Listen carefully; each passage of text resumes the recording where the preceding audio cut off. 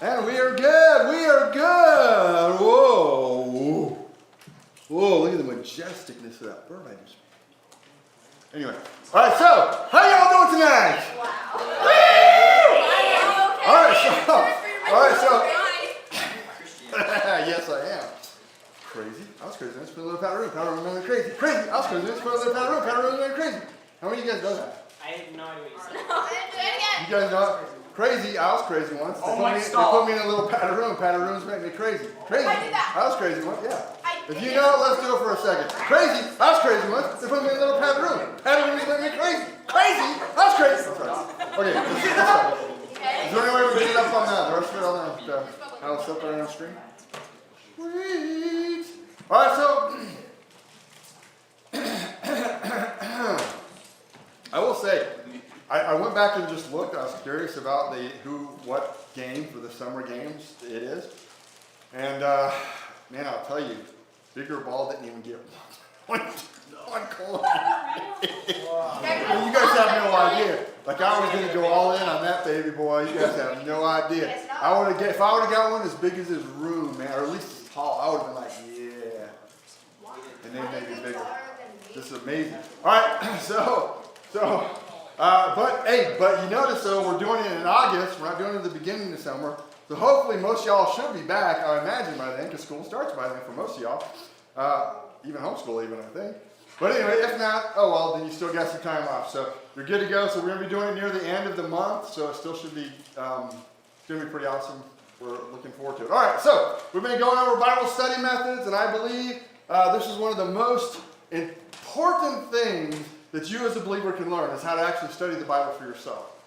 And I mean that 100%. And we're even doing this because I believe you can study the Bible.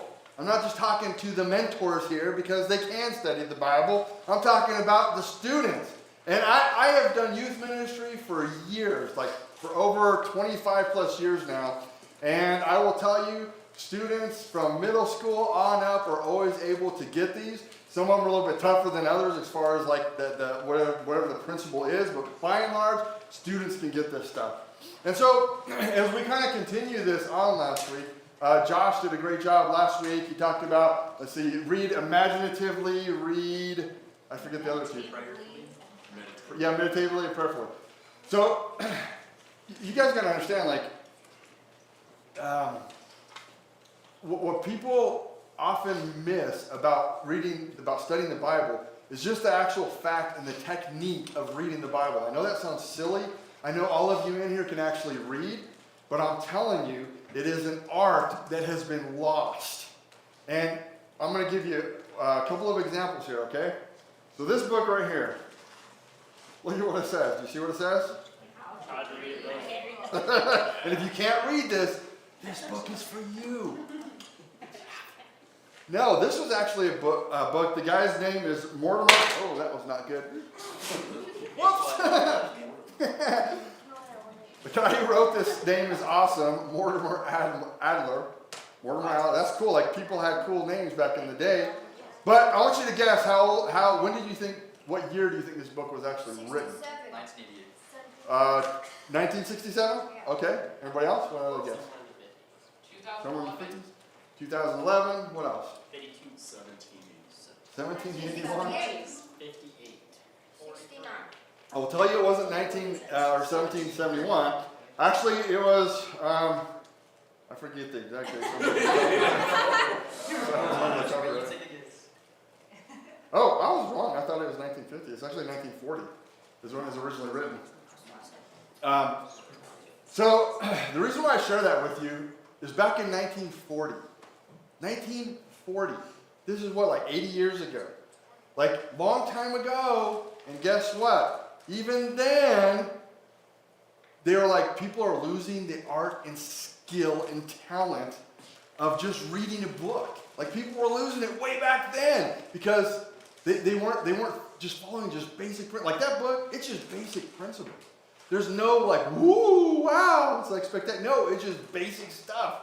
I actually got this book in a Bible study methods class. And I think the professor was brilliant by having us all get that because it was helpful. Like you're like, oh wow, there's actually, I don't do about 90% of these things at the time. Now, fast forward to today. What is the primary means by which you get your communications? Text or messages, right? And they're usually not crazy long. Sometimes you get crazy long, but isn't that the primary means? My point is not that you don't read it into other places. I'm sure you do. But our primary means of communication today is through the text message. It's through these short little texts. And there's rules even for that. And grammar doesn't matter for most of that. Spelling sometimes doesn't even matter either. Like, my point is that if you think that if 1940, this guy was brilliant, by the way. He's like, the guy was absolutely just amazing. He wrote actually tons and tons of stuff, historical stuff. Anyway, I'm going off on tangent. But he then in the 1940s was like, we need something to keep people grounded and know how to read. How much more do you think is it today?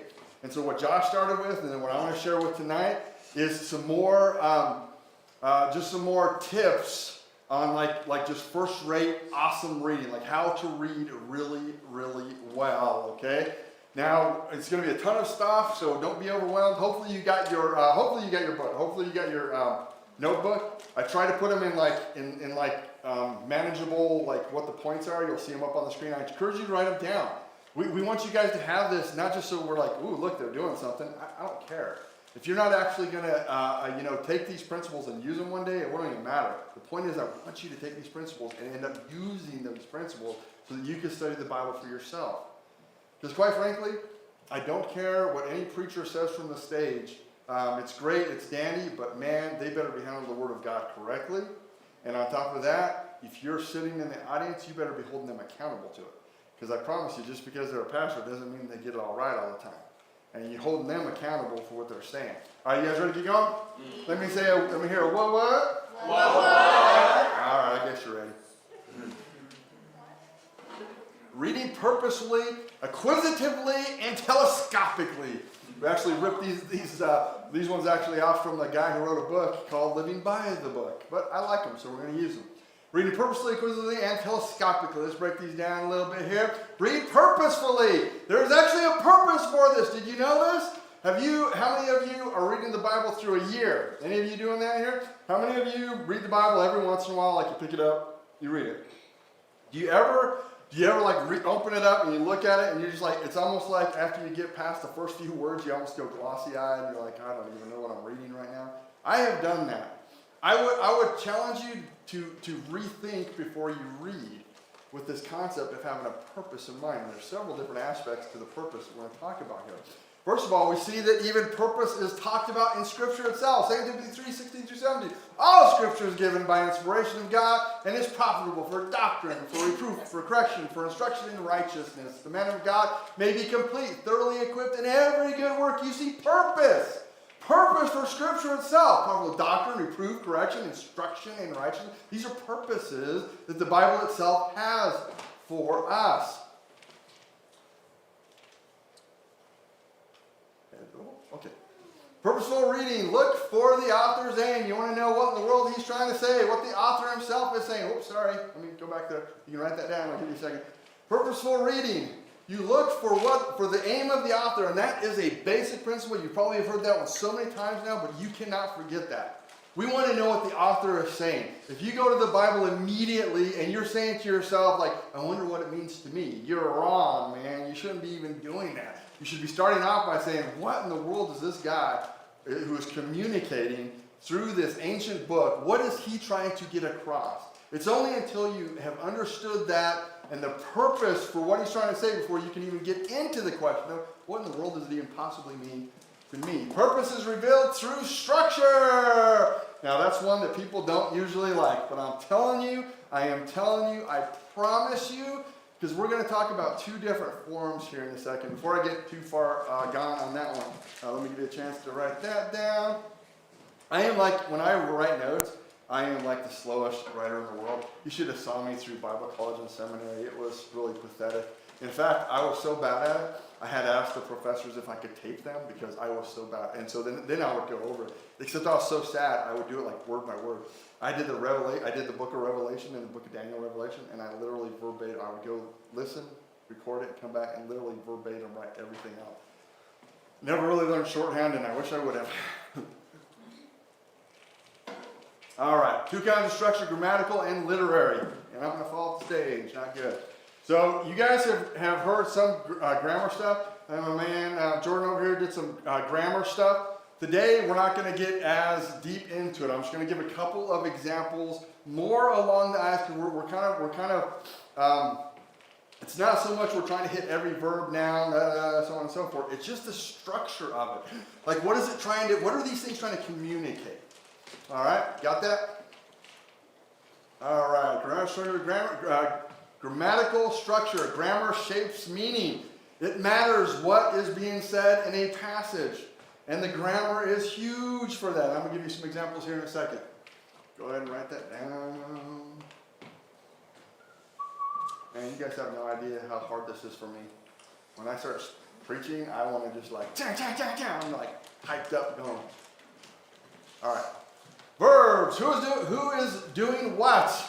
Now, look at an example in this passage here. This is why this matters. It gets a little bit deep into this verb that we see. There's actually 3 verbs found in this passage in Genesis 22, verse 10. And there's something very unique about these passages. Now, you guys aren't privy right now to study what I'm getting ready to tell you, but if you had studied it, you would find this very thing out. It says, and Abraham stretched out his hand and took the knife to slay his son. Slay his son. His done. He's slaying his done. Slay the done. What is a done? I don't know. No, you're going to slay the son. So, what you can't see in English is clear as day in Hebrew.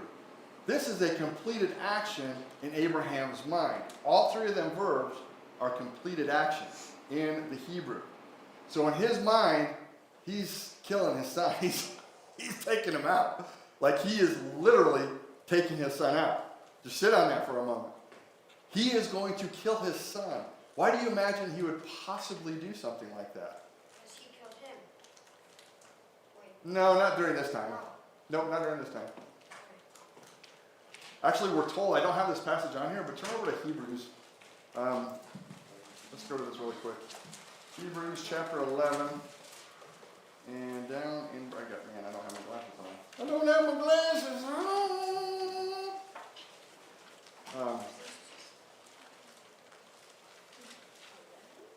Hebrews chapter what? Yeah, Hebrews chapter 11. All right, look down in verse, is it I want? Yeah, there we go. Which verse am I looking for here? No, I think I am looking for, just go back to verse 8 there. By faith, Abraham obeyed when he was called to go out to the place which he would receive an inheritance.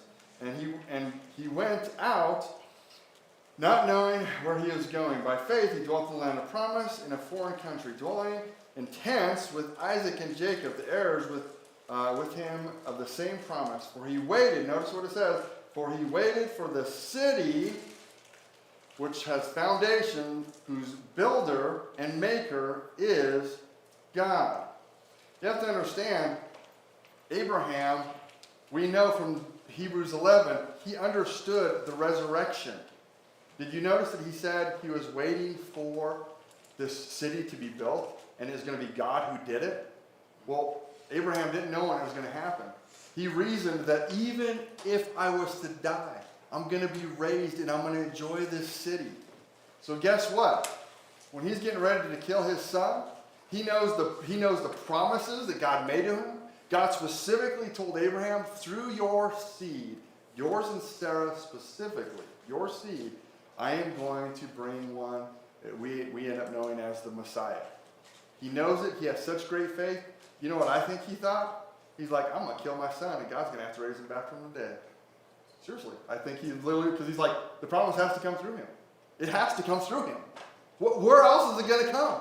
The Messiah has to come through this particular seed. So, hey, let's take him out. Yeah. But God, of course, we know, stops him like, no, stop. And which, by the way, do you think God would have had to stop him if he wasn't going to go through with it? Nope. No. That actually enforces what I'm telling you with that. Yeah, stop him with that. That's the verb. Let's move on.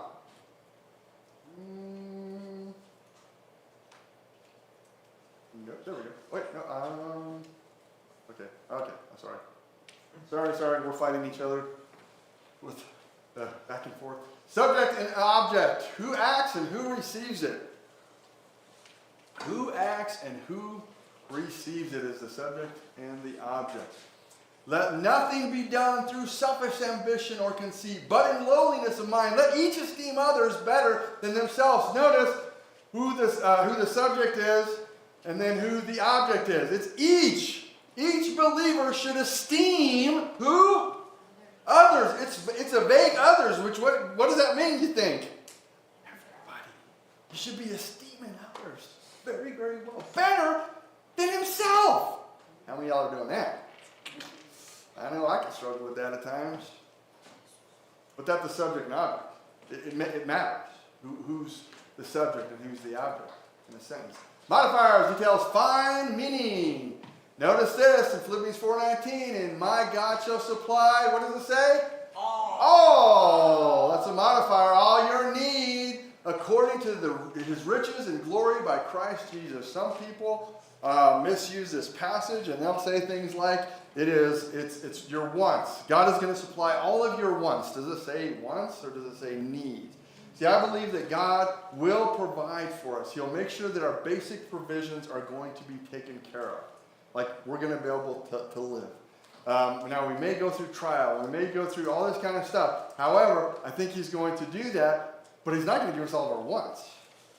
If we were going to get all of our wants, I would have driven in with a Corvette tonight.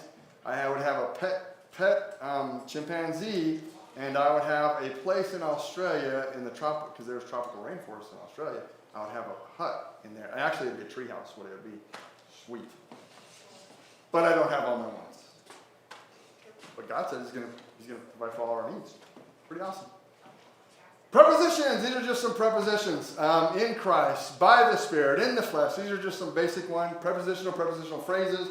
I will tell you when I've taught many of our folks in here, I've taught them how to do a sermon and to break the sermon down just from the text, not a topical, but like a sermon. And the way in which we do it is we use it with like prepositions and prepositional phrases. What those tell you is what the author's trying to communicate specifically. And you can figure out what exactly he's trying to say through these. These are like a huge tip, so keep those in mind. All right. Connectives. And, but, therefore. You know those. Here's one for you. James 4:8. Draw near to God. And then what does it say? And He will draw near to you. You see, I have a question for folks at times. When they say that, man, I just don't feel so close to God. Can you guess what my question is? Why? Why? But have you been drawing near to Him? Have you been drawing near to Him? In other words, are you in the Word? Are you praying? Are you seeking after God when you make that comment? Because a lot of times people aren't. A lot of times when people feel like they're not near to God, it's because they have chosen to go away from God. And then they get mad at God, like, how come God, I just feel like my prayers are bouncing off the ceilings and da-da-da-da-da, and boo-hoo-hoo, but have you tried to draw near to God? Not that that's a 100% like that's your issue. There may be other things going on, but it could very well be that you're just not drawing near to God Himself. Literary structure, how the message is built. Okay. So I'm just going to hit this one really quick. So you see, like, and this doesn't mean like certain words. Sometimes it can be certain words when we're talking about like the structure, the literary structure of it. But it just means kind of like the composite, like the way in which the book is working. And here I gave like a biographical. In Genesis 12 through 50, those of you who went through our Genesis that we went through, what does Genesis 12 through 50 tell us? 4 people. Who are they? That's a part of the literary structure that you're going to find within it. Another literary structure that the book of Genesis puts in, because I struggled when I went through the book of Genesis. There's actually a few, 2 or 3 at least, pretty solid literary structures that you could follow as the outline in the book of Genesis. One of them is called a Toledot. If you ever seen, these are the generations of.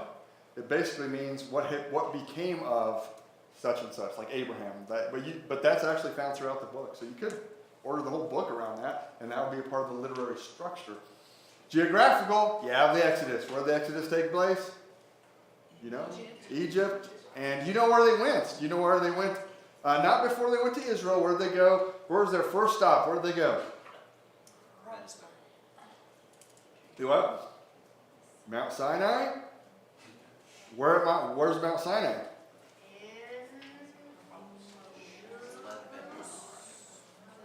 It's Midian! The reason that's important is because lots of people think that the Exodus, they basically stayed in Egypt. And the little thing like this, I do not think that's the case because it says they came out of Egypt, which would be they had to come out of the Sinai Peninsula. That's a whole series of talks that I just gave you right there. Historical. John, somebody turn to John 20, 30 and 31 for me really quick.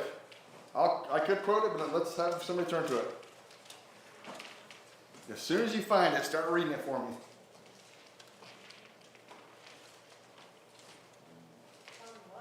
John 20, 30 and 31. And truly Jesus did many other signs in the presence of his disciples, which are not written in this book, but these are written that you may believe that Jesus is the Christ, the Son of God, and that believing you may have life in his name. The book of John could be literarily structured by the signs that are written in that book. Now, scholars, the bigwigs, will say there's 7 signs. Now, those same scholars don't include the resurrection, which I have no idea why. I actually think they're wrong. I think it's probably 20 or 30 different signs because there's times that Jesus, just like little things here and there all throughout the book. Now, those are major ones that you see in there, but I think it's all over the place. You see God working in that. And those all would be considered signs unto him. But you could use that to actually teach and preach out of the book of John and to help you understand what's going on. Why do they have all these things in the book of John? So it makes sense. Why? Because the purpose of the book is to say we want to see people come to faith, and it's through evidence of the miracles. Chronological, that's the thing like then. Hugely important in the Bible, especially when you start talking about the book of Revelation, by the way, because people don't take that literally, and they don't understand that there's a chronology in the book of Revelation itself. Ideological, somebody turn to Romans 1:16. This just means kind of like the point of the book. And many books have the point in it. In fact, don't turn there. Turn to 1 John 1, I think it's 3, verse 3 or 4. Somebody read that for me. 1 John chapter 1. That's a good verse too in Romans, but I want to go somewhere else. 1 John 1, verses 3 or 4. What does the first word of 3 say? Somebody tell me. Okay, I want 4. Somebody read 4 for me. And these things we write to you, that your joy may be full. Aha! That is a purpose statement in the letter of 1 John. That we write these things so that your joy may be full. It's a fellowship book. It's about fellowship. Not about, as most folks will say, is the test of life. Are you saved? Are you loving the? That's what people say with the test of life do. We're not going to get into that. All right, the laws of structure chart. Now, I'm just going to hand this out. We're not even going to go over this. Oh, man, are you serious? Am I that? Oh, man. All right, so hand these out if you would, please. Now, listen, I just want you to take this. I want you to fold it and put it in. I want you to put it in your journal that you guys have. And the reason is because, believe it or not, it helps you to see, when these certain words are used, what it could potentially mean. Like when you're studying the Bible, you could use this chart and be like, I'm not sure what the 4 here means, for instance. Is he explaining something? Is he coming to an aha moment with something? It'll help you to understand some of the different range of meaning with that. So go ahead and pass those on. And, hand them, just, you can take the rest of them for me, Connor, please. All right, let me run through these guys here. Read acquisitively. Read acquisitively. Go ahead and write that filler down. Read acquisitively. I know it's a really easy word. How much more difficult of a word could I have picked? Read acquisitively. It's a fun word, though. Acquisitively. Acquisitively. Acquisitively. Read acquisitively. Oh, yeah. You what?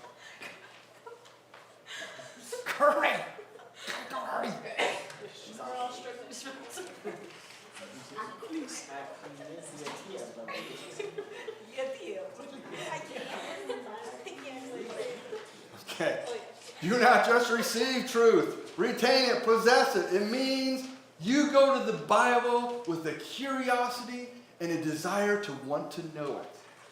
How many of you understand that just as a basic principle, that if you're going to do anything in your life, you better be putting your all into it?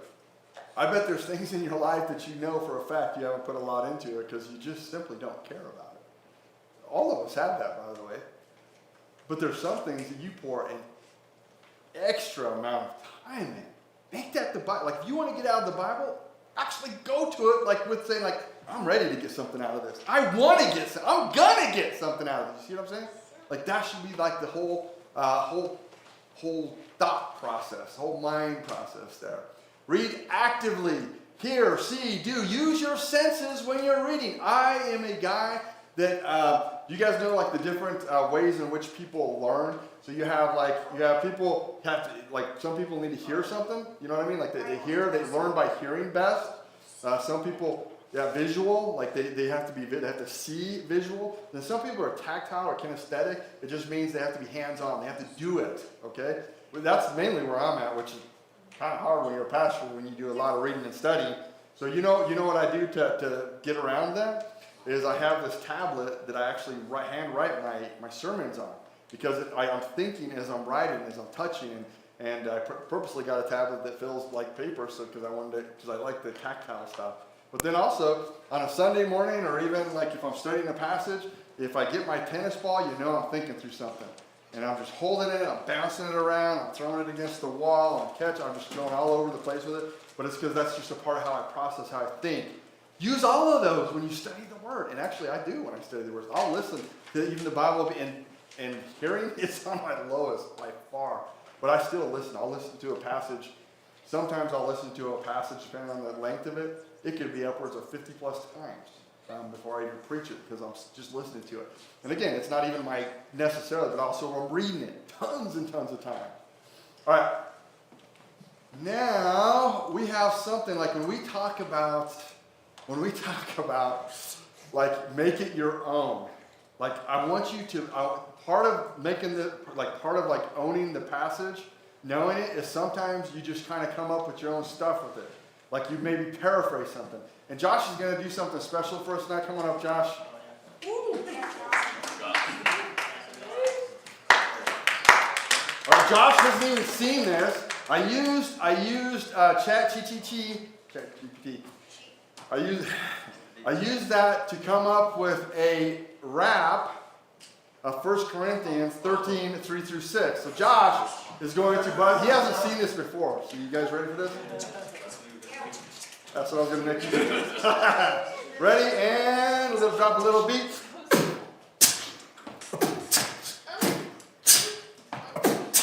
Give all I have, even lay down my life. Without love in my heart, it don't count in God's sight. Love is patient, love is kind. No envy, no pride, no selfish mind. Not quick to anger, keeps the score. Doesn't love sin, stands what's for pure. Rejoices in truth, what's that proves. This is the love that God approves.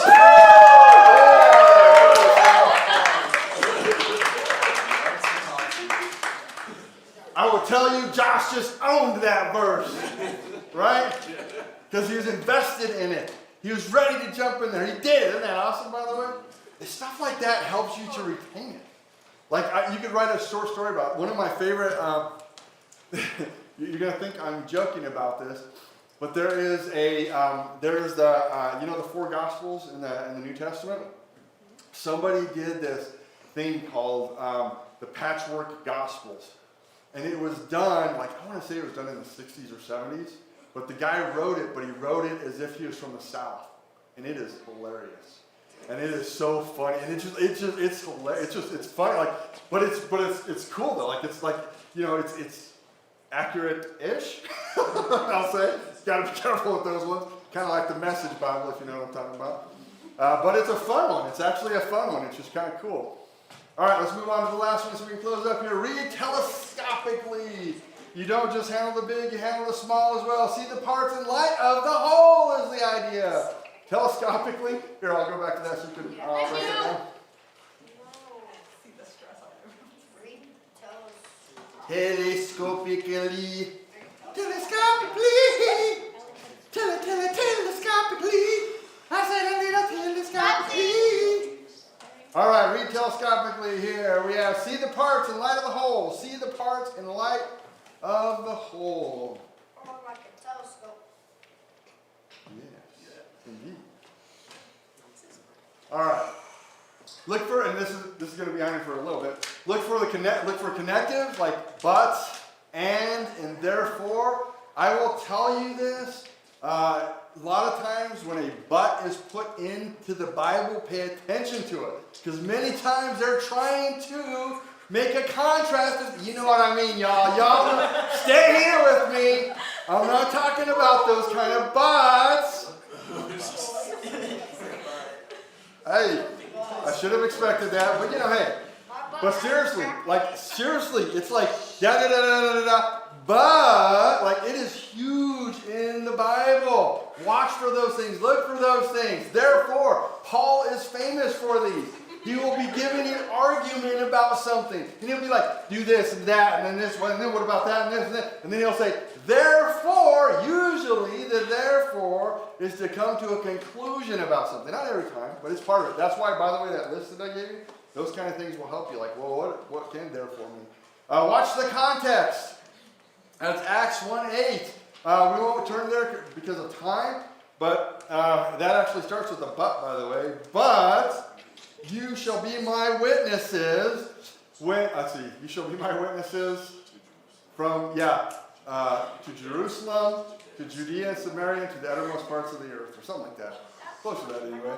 So he gives by the way, this is Jesus before he goes to heaven. He's talking to the disciples, and you want to know what they wonder about? You want to know what one of their last questions about them was? It was about the kingdom. Jesus, when are you going to bring the kingdom? Because they were about that, man. They're like, we want the kingdom, Jesus. Now, we know that kingdom to be the 1,000-year millennial kingdom. Not here yet, but it's a-coming. And they're like, when is it going to come? He's like, y'all don't worry about that. But you need to be my witnesses right now. We're in a new time period called the church age. We need to be about sharing the gospel of Jesus Christ and help people to grow. I'm supposed to be done now, right? Or was it already past that? It's past, but go. All right, we're going to finish up. See the whole book. That's just understanding that's just trying to understand the whole setting. Know the setting, Luke 2:1. That one I won't spend a ton of time on except to say it mentions Augustus Caesar in Luke chapter 2, verse 1. That is actually intricately,